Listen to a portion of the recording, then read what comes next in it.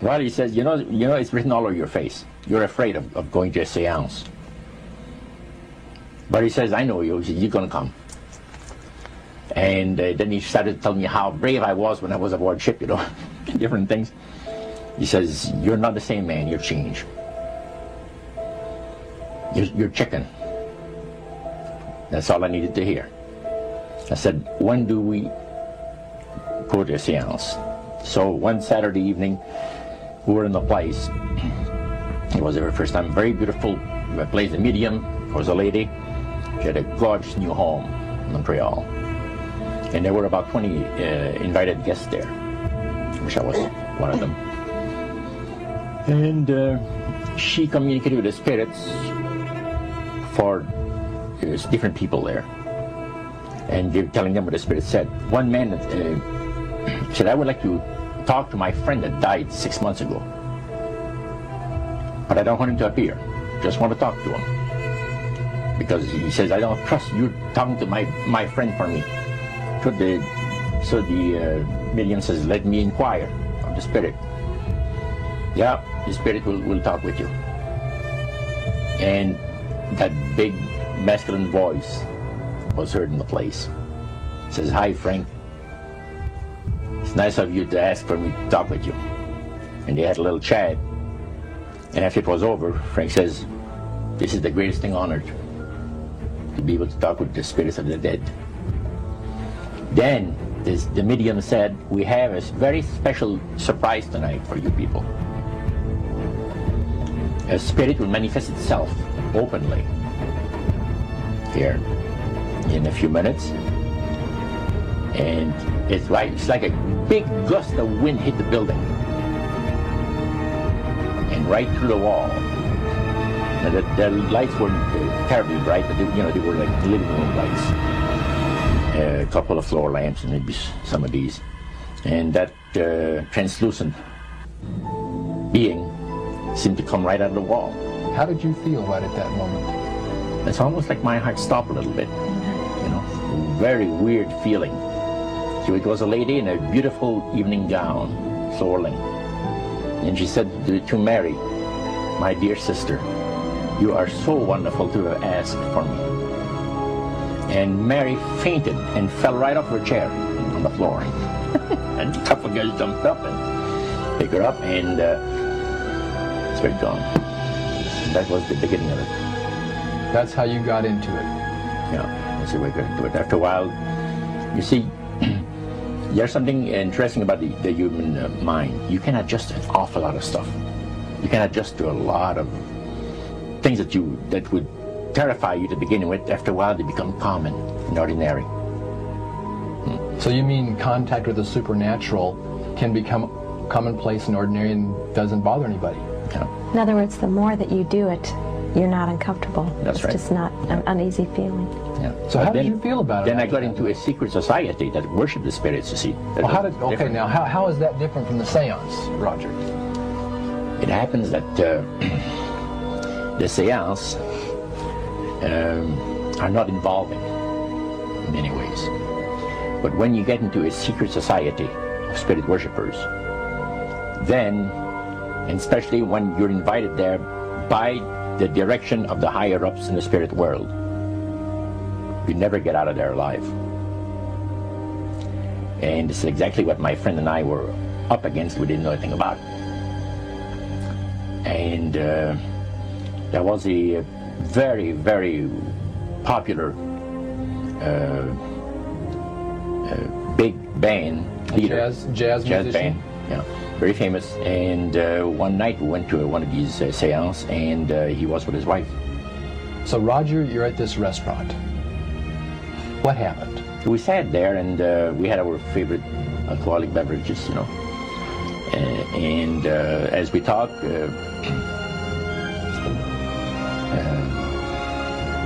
the band leader says, I want power. I go right to the source of power.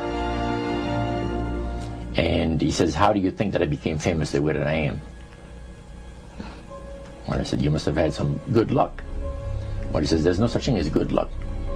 He says, there's either some power working for you somewhere, or you don't get ahead in this world. Not in my type of occupation. So it went from there. We got talking about spirit worship. Did it intrigue you? Or did it make you want to find out more about what exactly he was talking about? Yeah. So he said the supposed spirits of the dead that you're talking with are demon spirits. They're fallen angels. They're beautiful beings. Just said it out, just like Oh, that. yeah. It didn't make you uneasy when he said they were Well, just it shocked you a little bit, something that you first hear mentioned to you. He said, you guys have got a great future ahead of you. Because we've been told, the high priest of our society, secret society, has been told that the master has very special plans for you too. Now, what did he mean by the master? Satan. And we were interested to hear more about it. And he told us, he says, look, we worship spirits. We worship Lucifer and all his angels. They're just as beautiful as they did before they were cast out of heaven. He says there was a misunderstanding in the whole thing. He says among the inhabitants of the galaxies. And he says our master was misunderstood. And God did not bear with him like he does with people that make mistakes today. So we're in a warfare, good against evil. And we happen to be the evil ones, but we're not that bad. He says, I look at this business between the forces of good and evil. He says, you believe in one person believes in God, and everyone believes in Lucifer. It's like politics. So the great controversy is real. And you've heard someone talk about it that's on the other side. And to these people, they are sold to the fact that Christ will not return to this planet with power and great glory.